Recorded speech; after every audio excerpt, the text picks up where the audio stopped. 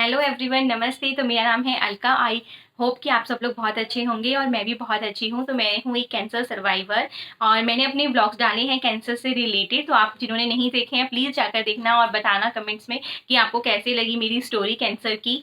तो मेरी कैंसर को 2 साल कंप्लीट हो चुके हैं और इसीलिए आज बैठ के मैं आप लोगों के साथ में स्टोरी शेयर कर रही हूँ, ताकि अगर कुछ लोग भी अगर मेरे से या मेरी स्टोरी से मोटिवेट हो पाते हैं तो मुझे बहुत अच्छा लगेगा। तो स्टार्ट करते हैं। मेरी कैंसर सर्जरी हो गई थी, उसके बाद में उसकी रिकवरी कैसे हुई और क्या किया। तो सेकंड डे, कैंसर के सेकंड डे ही सर्जरी के बाद में हॉस्पिटल में मैं 3 दिन रही थी। तो सेकंड डे ही डॉक्टर आ गए थे और मेरे हाथ में थोड़ी सी स्वेलिंग वगैरह आ गई थी। तो उन्होंने फिजियो को बुलाया था कि आपका एक सेक्शन हम डॉक्टर मतलब हॉस्पिटल की तरफ से ही मिलता है, आपको सारी चीज़ें बताई जाएगी किस तरीके से एक्सरसाइज करनी है। तो उन्होंने ही मुझे बिठाया अच्छे से और फिर उन्होंने मेरा हल्का हल्का हाथ उठाना स्टार्ट किया, क्योंकि विदाउट एक्सरसाइज आपका हाथ कभी ज़िंदगी भर नहीं उठेगा अगर आप एक्सरसाइज नहीं करेंगे तो। ये सर्जरी, ब्रेस्ट सर्जरी कैसी है कि अगर आपने ब्रेस्ट सर्जरी आपकी हो गई है तो आपको लाइफ टाइम आपको एक्सरसाइज करनी ही पड़ेगी। डॉक्टर के कहने पे तो हमें दिन में 3 बार करना चाहिए, पर अगर आप एक बार भी कर लो तो भी बहुत बड़ी बात होती है, लेकिन एक बार तो आपको एटलीस्ट करनी ही चाहिए। हाथों को ऊपर ले जाना, नीचे करना, ये सारी एक्सरसाइज करनी चाहिए। उसका शॉर्ट वीडियो एक मिनी ब्लॉग में आपको ज़रूर शेयर करूँगी कि किस तरीके की हमें एक्सरसाइज करनी चाहिए।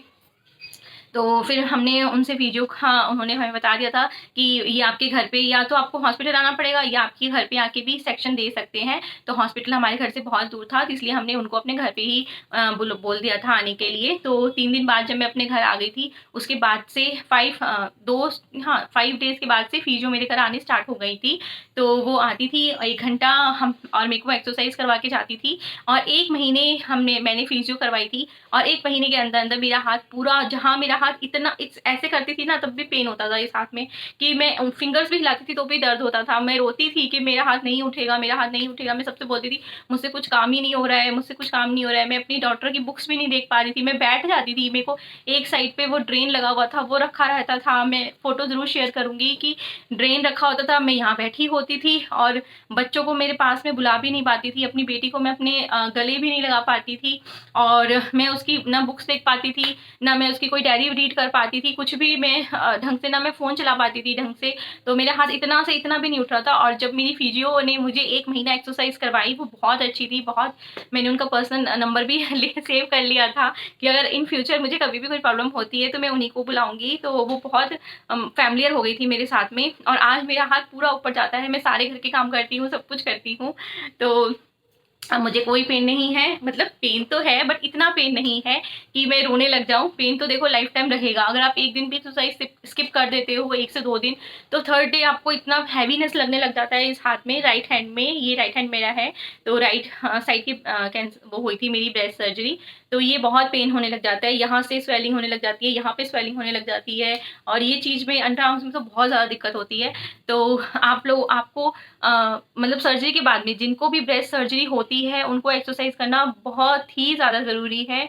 तो अगर आप ये वीडियो देख रहे हैं तो इस चीज़ को अपने माइंड में सेट कर लीजिए कि हमें दिन में एक बार तो एक्सरसाइज करनी ही करनी है। अगर हो सकता है तो 2 टाइम्स ज़रूर ही करिए। तो और उसके बाद में मेरी फैमिली का सपोर्ट, मेरी मम्मी का साथ, मेरे साथ में मेरी बेटी का साथ। तो जब आपकी फैमिली आपके साथ में है तो आप वैसे भी बाहर निकल जाते हैं इन चीज़ों से। इतनी बड़ी चीज़ें होती नहीं है जितनी बड़ी हमें लग जाती है, या हमारे जो आसपास के, वो कहते हैं ना कि 4 लोग 40 बातें। तो जो हमारे आसपास जो 4 लोग होते हैं या 40 तरीके की बातें करते हैं, उनको लोगों को अपनी लाइफ से दूर रखो और सिर्फ आप उन लोगों को अपने पास में रखो जो आपको पॉजिटिव वाइब्स दे, पॉजिटिव चीज़ें सुना मतलब बोले। जैसे कि मेरी भाभी थी, मेरा भाई था, वो मेरे को यही बोलते थे कि आप बेड पे मत बैठो, आप वॉक करो, आप घर के अंदर ही थोड़ा बहुत चलो, इस ड्रेन को लेके चलो, कोई प्रॉब्लम नहीं है। तो इन चीज़ों से, क्योंकि जब तक आप अपने आप को अच्छा फील नहीं करवाओगे तब तक आप इन चीज़ों से बाहर नहीं निकल पाओगे। और वो सही कहती थी। कई बार मुझे लगता था कि शायद वो गलत बोल रही है, लेकिन नहीं, वो सही बोलती थी हर चीज़ की। हाँ, अगर मैं इन चीज़ों से मुझे बाहर निकलना है तो मुझे भूलना पड़ेगा कि मुझे ड्रेन लगा है, मैं चल नहीं सकती हूँ। ये दिमाग से बातें निकालनी पड़ेगी। उसके बाद में अपना खाना-पीना अपना बहुत अच्छा रखो, अपनी डाइट में प्रोटीन बहुत अच्छा रखो, क्योंकि आप अच्छा प्रोटीन रखोगे तभी आप इस चीज़ से हील कर पाओगे, निकल पाओगे बाहर। प्रोटीन हमारी बॉडी में जाना बहुत ज़रूरी है। मैं अच्छा प्रोटीन लेती थी और नारियल पानी मैंने खूब पिया। मेरी मम्मी ने मुझे ज़बरदस्ती पिलाती थी, पर हाँ, दिन में 2-2 3-3 नारियल पानी पिलाती थी वो मुझे। और आप पानी खूब पिए और अगर फिर जब मेरे स्टिचेस खुल गए थे और वो ड्रेन हट गया था, तब बहुत रिलीफ मिला था। और अगर किसी को ये लगता है कि हमारी एक ब्रेस्ट निकल गई है, अब हम मतलब मुझे भी डॉक्टर ने बोला था कि आप इसका ऑपरेशन करवा सकते हैं, एक सिलिकॉन ब्रेस्ट हम आपको लगा के देंगे या फ्लिप कर देंगे आपकी बॉडी से ही। बट वो सब मैंने नहीं करवाया, मुझे थोड़ा रिस्की लग रहा था। बट उसके अलावा भी बहुत सारे ऑप्शन हैं जो हमें हॉस्पिटल में बताए जाते हैं। अगर आप मुझसे पर्सनली पूछना चाहेंगे तो मैं आपको ज़रूर शेयर करूँगी आपके साथ में। तो जिनको अगर कुछ पूछना हो तो मुझे कमेंट ज़रूर करना, मैं ज़रूर उनका रिप्लाई करूँगी। तो यही थी मेरी रिकवरी कि आप अच्छा खाइए, खुश रहिए, अपने आप को पॉजिटिव रखिए। ये सबसे बड़ी चीज़ होती है कि हम अपने आप को पॉजिटिव रखें, और अगर आप अपने आप को पॉजिटिव रखेंगे तो आप हर बीमारी से बाहर निकल जाएँगे। अगर किसी एक को भी मेरी ये वीडियो देखकर हिम्मत मिलती है, या फिर उन्हें लगता है कि हाँ, हम आपकी वीडियो देख के मोटिवेट हुए हैं, हमारे अंदर हिम्मत आई है, तो मेरा बोला हुआ मुझे लगता है सफल हो जाएगा। बहुत अच्छा फ़ील होगा मुझे कि मैं किसी के काम आई। और मेरी स्टोरी अगर आपको अच्छी लगे तो लाइक ज़रूर करना, सब्सक्राइब करना। Thank you so much. मिलते हैं नेक्स्ट व्लॉग के बारे में।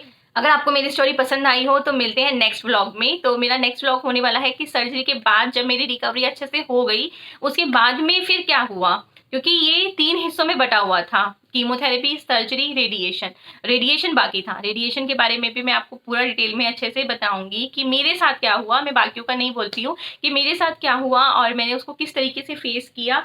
तो वही सब मैं आप लोगों के साथ शेयर करूंगी। तो till bye bye, next blog में मिलते हैं। और अपना ध्यान रखना, खुश रहना, बी पॉजिटिव, हमेशा पॉजिटिव रहना, हमेशा खुश रहना। अपनी जो लोग आपसे प्यार करते हैं, सिर्फ जो लोग आपसे बहुत ज़्यादा प्यार करते हैं उनके लिए जियो, और किसी के लिए, क्योंकि कैंसर, मुझे लगता है कि कैंसर एक ऐसी बीमारी है कि बीमारी कहूँ या ऐसी एक चीज़ है कि आपको रिश्तों की पहचान हो जाती है उसमें। तो जो लोग आपसे बहुत ज़्यादा प्यार करते हैं उनके लिए जियो, उनके लिए खुश रहो। तो बाय बाय, टेक केयर।